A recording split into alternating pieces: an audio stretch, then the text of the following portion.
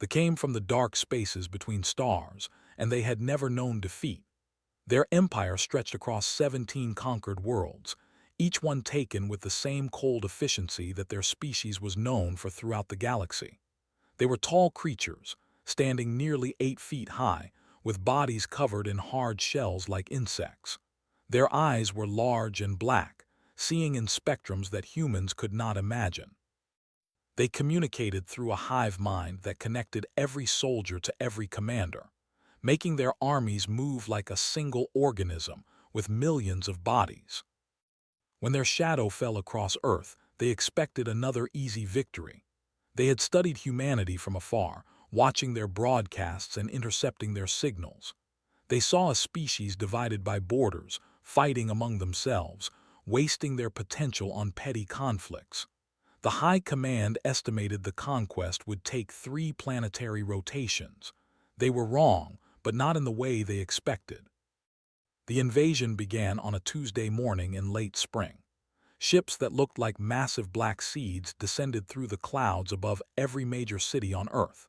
They blotted out the sun and cast whole nations into artificial twilight. The first strikes were surgical, targeting military bases, communication centers, and government buildings. Missiles launched against the invaders simply bounced off energy shields that humans had no way to penetrate. Ground forces came next. Thousands of drop pods fell like rain, each one carrying a squad of warriors. They emerged in their chitinous armor, carrying weapons that fired concentrated plasma, and they swept through the streets with terrifying coordination. When one soldier saw an enemy, every soldier knew. When one unit discovered a weakness, every unit exploited it. Human armies, for all their bravery, could not compete with such perfect unity. The conventional war lasted 6 weeks. 6 weeks of desperate fighting, of heroic last stands, of soldiers giving their lives to buy civilians time to flee. But in the end, the result was never in doubt. Earth's military forces were shattered. Its governments fell or surrendered. The established occupation zones across every continent and began the process of integrating humanity into their empire as workers and resources for their endless expansion. But humanity did not accept defeat quietly. Even as the last official armies laid down their weapons, new fighters were already rising. Resistance cells formed in basements and abandoned buildings, in rural farmhouses and urban apartments. Former soldiers joined with ordinary citizens, sharing whatever weapons and knowledge they had. They called themselves by different names in different places, but they all shared the same goal: to make the occupation as painful as possible for the invaders. Commander was assigned to oversee the North American Occupation Zone, one of the largest and most troublesome territories. He was a veteran of 3 previous conquests and had earned his position through competence and ruthlessness. He established his headquarters in what had been Chicago, converting a downtown tower into a fortress bristling with technology. From there, he directed thousands of troops in the endless work of pacification. The resistance gave him trouble as expected. They bombed supply convoys and attacked isolated patrols. They spread propaganda and helped wanted humans escape from city to city, but had seen it all before on other worlds. Young fighters with more courage than wisdom, striking at symbols rather than substance. His forces adapted to every tactic, anticipated every ambush. The hive mind made his army nearly impossible to surprise. For every successful attack, the resistance paid a heavy price, made examples of captured fighters, broadcasting their executions to discourage others. He implemented collective punishment, razing entire neighborhoods that harbored insurgents. It was brutal work, but it was effective. Within 3 months, the resistance in his zone had been reduced to scattered, desperate cells with dwindling resources. Then strange things began to happen. The first report came from a rural sector in what had been Wisconsin. A patrol of 6 warriors had vanished during a routine sweep of farmland. They had simply stopped transmitting, their connection to the hive mind going silent without any distress signal or indication of combat. A search team found their equipment 3 days later, neatly stacked in a barn, but the soldiers themselves were never recovered. noted the incident but did not consider it significant. Patrols vanished sometimes. The human wilderness was vast and full of dangers beyond just the resistance. He ordered increased vigilance and moved on to other matters. A week later, a supply convoy traveling through Iowa disappeared under similar circumstances. The vehicles were found parked on the side of a highway, cargo intact, but the drivers and guards were gone. There were no signs of violence, no weapons fire, no indication of what had happened. The simply were not there anymore. More reports followed. A forward operating base in rural Minnesota was found one morning in complete disarray. Every weapon had been disassembled down to its smallest components. Every data terminal had been wiped clean. Every guard was alive but confused, unable to remember the past 12 hours. Yet the base's alarm systems had never triggered, and the security recordings showed nothing but static during the critical time period. Began to feel something he had not experienced in a very long time: uncertainty. The resistance he knew how to fight. Young humans with guns and bombs driven by anger and desperation were predictable, but this was something different. This was methodical. This was patient. This was invisible. He increased patrols and tightened security protocols. He ordered his intelligence officers to investigate, to find the new threat and eliminate it. They searched for weapons caches and hidden fighters. They interrogated suspects and monitored communications. They found nothing. What they did not think to look for were church potlucks and quilting circles. They did not monitor bridge clubs or track the movements of women with gray hair and soft voices. They understood young warriors. They did not understand grandmothers. Was 73 years old when the invasion began. She had lived a full life by any measure. She had survived 2 husbands, both of whom she had loved deeply and mourned properly. She had raised 4 children, each of them now with children of their own. She had spent 40 years as a trauma surgeon, retiring only when her hands began to shake too much for the delicate work. She had seen death more times than she could count and had made peace with her own mortality long ago. When they killed her grandson David during the first week of the invasion, she did not scream or weep or collapse in grief. David had been 24 years old, a graduate student studying engineering, caught in the crossfire when alien forces attacked his university. His body was never recovered. Received the news from a neighbor who had seen it happen, and she thanked the neighbor politely, made herself a cup of tea, and sat in her kitchen for 3 hours without moving. When she rose, her grief had been transformed into something harder and colder. She was too old to run through the streets with a gun. Her body would not allow such foolishness. But her mind was as sharp as it had ever been, and she had spent decades solving problems that seemed impossible, saving lives that seemed lost, managing crises that would have broken weaker people. The aliens had made a mistake in killing David. They had made an enemy they were not equipped to understand. Began with her neighbors. She invited them to tea, one by one, the other older women in her community. She listened to their stories of loss and fear. She learned who had fire in their hearts and who just wanted to survive. Slowly, carefully, she began to organize. They never noticed. Why would they? And her friends were invisible to them in all the ways that mattered. Their sensors searched for the biochemical signatures of aggression and fear, the elevated heart rates and adrenaline spikes of fighters preparing for battle. But's heart beat as steadily as it always had.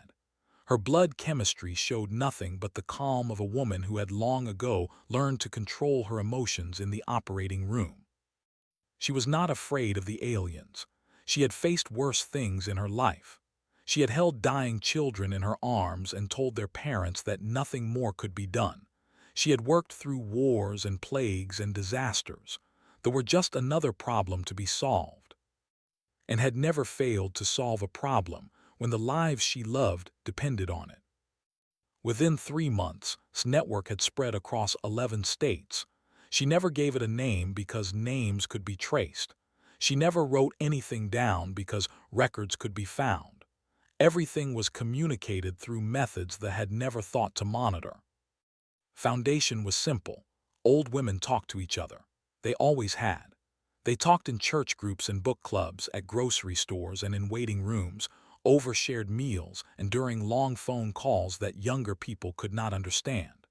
They had been building and maintaining social networks for decades, long before anyone had invented a word for it.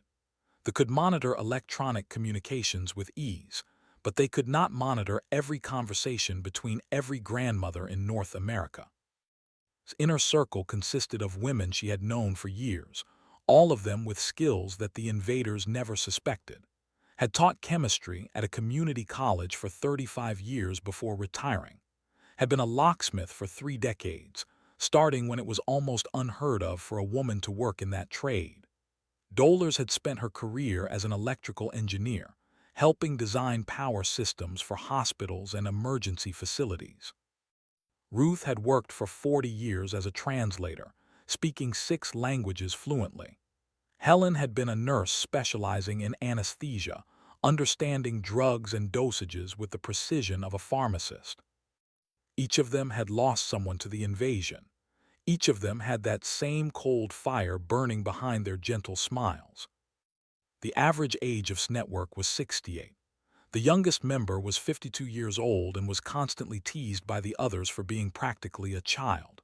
They called themselves nothing, met in places that looked like ordinary social gatherings, and never discussed their work anywhere that might be monitored. To anyone watching, they were just old women doing what old women had always done, meeting friends, sharing recipes, complaining about their health. Was the first to make a breakthrough. She had been studying the chemical compounds that they used in their technology, analyzing samples that resistance fighters had recovered from captured equipment. The alien materials were complex, but had been teaching chemistry for longer than some of those resistance fighters had been alive. She began to understand how the compounds worked and how they might be neutralized. More importantly, she developed new compounds that the sensors could not detect.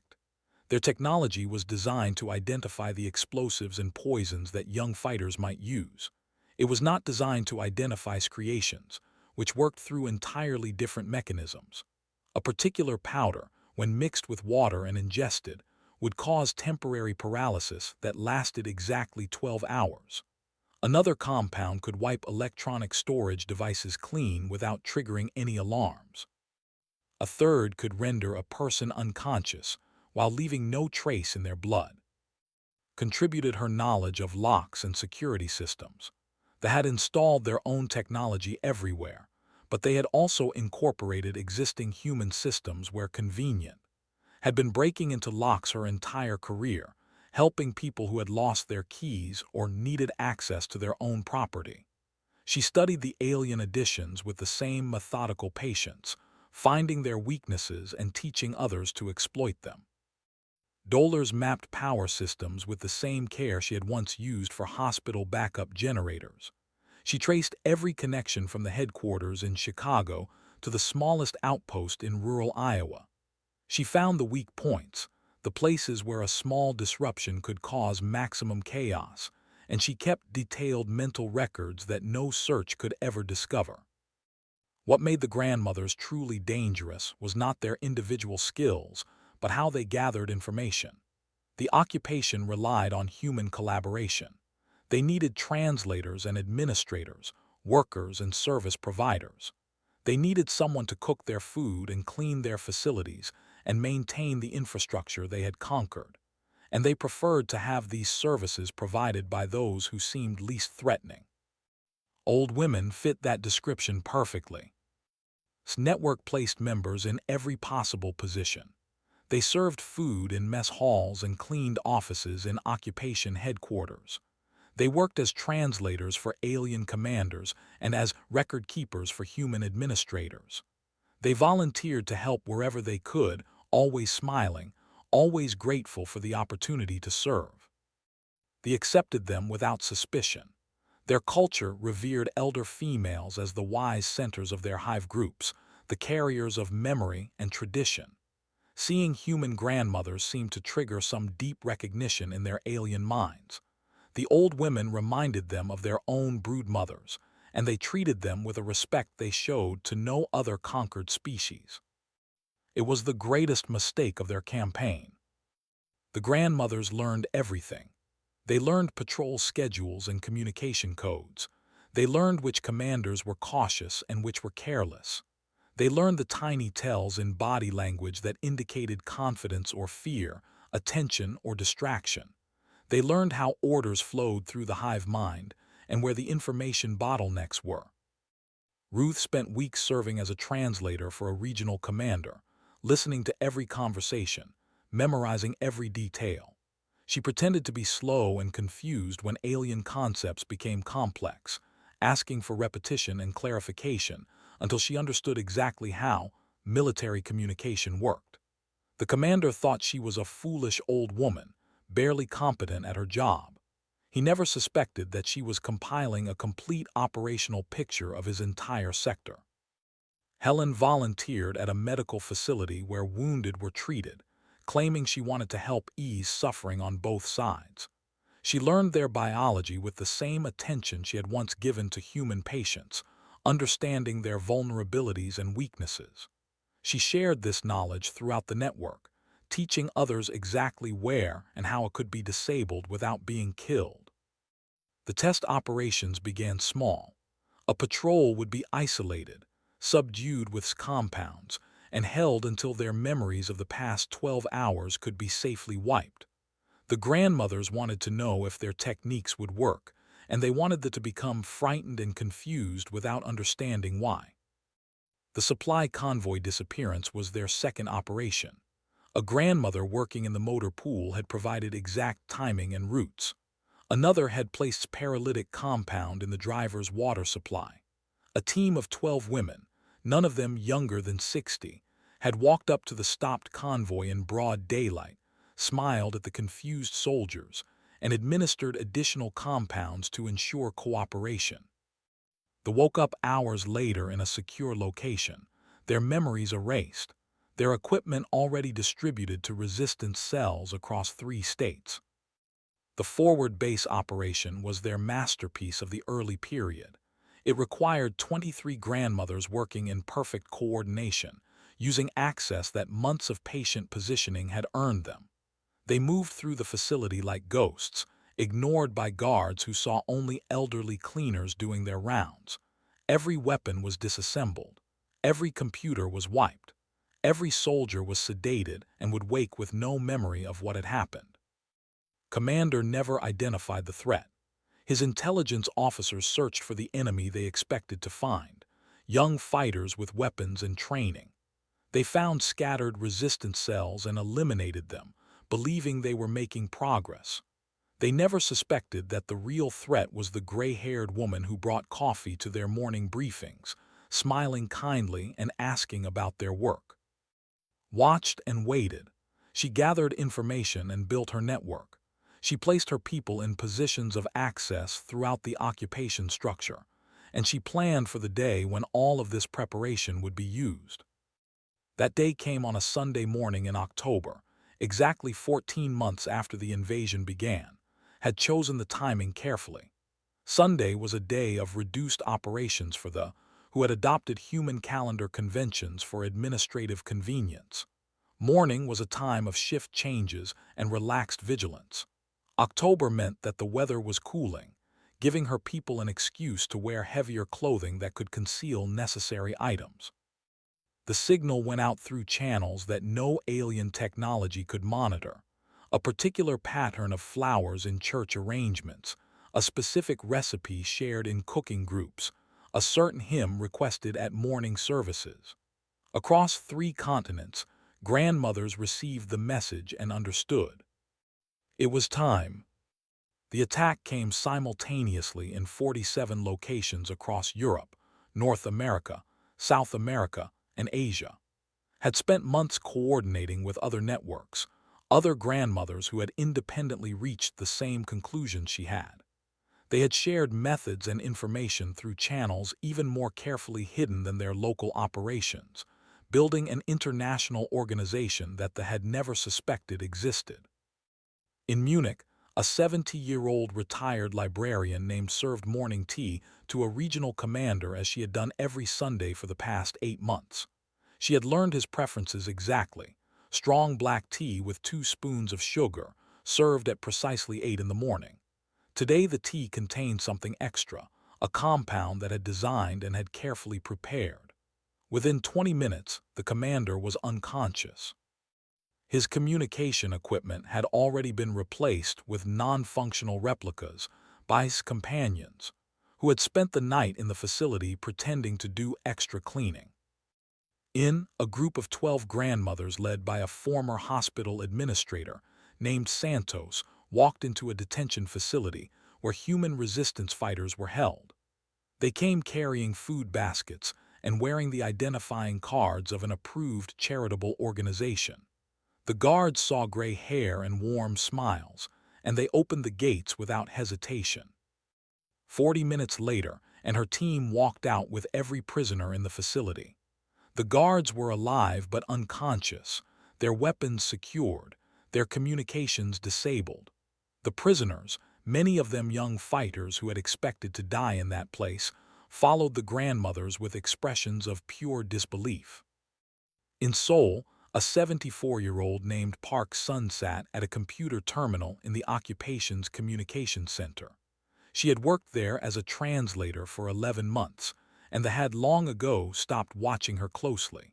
She seemed like a harmless old woman who barely understood the technology around her. In reality, Sun had spent the past 11 months learning every detail of the communication network. She had been trained in signals intelligence during the Cold War era, and though the technology had changed, the principles remained the same. She had found vulnerabilities that younger hackers had missed because they did not have her patience or her experience. When she entered her commands that Sunday morning, the local network crashed completely. Every connection was severed. Every backup failed. Every redundancy had already been compromised by months of careful preparation. The aliens in the region suddenly found themselves deaf and blind, cut off from their hive mind, alone in a way they had never experienced before. Similar scenes played out in Tokyo and Toronto, in London and Lagos, in Sydney and Stockholm. Grandmothers who had spent more than a year positioning themselves struck with precision that no young resistance fighter could have matched. They knew exactly where to hit because they had been watching from inside the occupation structure all along. But the heart of the operation was Chicago, where herself led the assault on Commander's headquarters. She walked through the front door at 8:30 in the morning, carrying a covered dish as she had done dozens of times before. 11 other women accompanied her, their combined age exceeding 8 centuries. The guards scanned them with devices designed to detect weapons and explosives. The devices found nothing dangerous. Smiled at the guards and told them she had brought her famous apple pie for the commander. He had mentioned once that he enjoyed sweet human foods, and she had been trying to perfect a recipe he might like. The guards waved her through. They had seen her many times before. She was just a harmless old woman. The pie did contain apples, sugar, flour, and butter. It also contained a carefully measured dose of paralytic compound, baked into the filling in a way that did not affect the taste. Served it personally to Commander in his office, cutting a generous slice and watching him take the first bite. The Commander complimented her baking. He said it was the best human food he had tasted since arriving on Earth. He ate the entire slice and asked for another. Within 15 minutes, he could not move. His companions moved through the building with practiced efficiency. They had studied the layout for months. They knew every guard position, every camera location, every access code. Compounds were deployed through the ventilation system, through the coffee machines, through the cleaning supplies that other grandmothers had been carefully contaminating for weeks. By 10 in the morning, every in the Chicago headquarters was paralyzed. Not dead. Had been very specific about that. Dead aliens would trigger responses from the hive mind. Paralyzed aliens, still alive but unable to communicate, simply seemed to have gone quiet. When Commander regained consciousness, he found himself bound in his own command chair with restraints taken from his own armory. 12 elderly human women surrounded him. Several of them held weapons with comfortable familiarity, having practiced with captured equipment for months. Others were working at computer terminals, accessing systems that should have been secure. Sat across from him, knitting needles clicking steadily in her hands. She was working on a sweater for her youngest great-grandchild, a project she had been slowly completing for the past year. She did not look up as the commander's eyes focused. She began speaking in a calm, patient voice. It was the same tone she had used for decades when explaining difficult diagnoses to frightened patients. She told what had happened, not just in Chicago, but around the world. She showed him footage that her companions had compiled, similar scenes in command posts on every continent. She showed him communication logs proving that his precious hive mind network had been compromised for weeks. His soldiers had been watched, studied, and cataloged. His operations had been predicted before they were ordered. His entire occupation structure had been infiltrated so thoroughly that there was no part of it the grandmothers did not know. She showed him the faces of the women who had done this. Gray hair and wrinkled skin, gentle smiles and soft voices. Women he had walked past 1,000 times without seeing. Women his guards had scanned and cleared without suspicion. Women his culture's instincts had told him to trust. The commander watched in silence. His black eyes reflected the screens showing the scale of his failure. He had conquered worlds. He had crushed armies. He had never even considered that the greatest threat might come from humans he had dismissed as harmless. Explained what would happen next. They would withdraw from Earth. They would release all human prisoners. They would take their ships and their weapons and their ambitions for conquest, and they would leave. In exchange, the grandmothers would return their paralyzed soldiers and would not share their methods with other species who might want to resist expansion. It was a generous offer, noted, more generous than the aliens deserved. But she was a doctor at heart, and doctors believed in healing rather than destruction. She would give them this one chance to leave peacefully. The commander asked what would happen if he refused. His knitting needles stopped clicking. She looked up at him with eyes that held no warmth at all. She told him that had developed compounds that could kill every on Earth within 6 hours. That Helen understood their biology well enough to target vulnerabilities specific to their species. That the grandmothers had spent months positioning those compounds throughout the occupation structure, in food supplies and water systems and air filtration networks. If refused, the generous offer said, there would be no second chance. Every alien on Earth would die, and the methods would be shared freely with every species that had ever conquered or threatened. Their empire would face the same patient, invisible, implacable enemy on every world. Picked up her knitting again. She had made her offer. The choice was his. The surrender was unconditional. They began their withdrawal within hours, moving with the same efficiency they had shown during the invasion. Ships that had once darkened the skies now lifted away, carrying soldiers who had never understood the enemy that defeated them. Prisoners were released. Occupation forces pulled back to their landing sites and departed. 3 weeks after served her apple pie, the last transport lifted off from Earth. The invasion was over. The grandmothers returned to their lives. They went back to their churches and their book clubs, their gardens and their families. They never spoke publicly about what they had done. There were no parades or medals. History would record that the resistance had somehow triumphed against impossible odds, but the details would remain unclear. Went home to her garden. The roses had suffered from her long neglect, and they needed careful tending to recover. Her great-granddaughter's birthday was coming up, and the sweater still needed finishing. There was a new great-grandchild on the way, and she would need to start planning for that arrival. The invasion had been an interruption, she reflected, a terrible one that had taken her David and so many others, but life continued. It always did. And grandmothers had always been the ones who kept things running, who held families together, who solved the problems that seemed impossible. They had not understood this. They had looked at old women and seen only weakness and irrelevance. They had not seen the strength that came from decades of survival. They had not seen the patience that came from raising children and burying parents. They had not seen the cold fury that could burn behind gentle eyes when someone threatened the people they loved. Other species would learn. They, when they recovered from their humiliation, would warn their neighbors and rivals. They would tell stories of the human grandmothers who had brought down an empire with apple pie and knitting needles. They would advise strongly against ever invading Earth again. Some forces in the universe were simply not worth engaging. Human grandmothers, they would say, were at the very top of that list. Finished the sweater on the day of her great-granddaughter's birthday party. She watched the child tear open presents and play with friends, laughing in a world that was free, because a group of old women had decided it would be so. She smiled and picked up her knitting needles again. There was always more work to do. There always would be, and grandmothers would always be there to do it.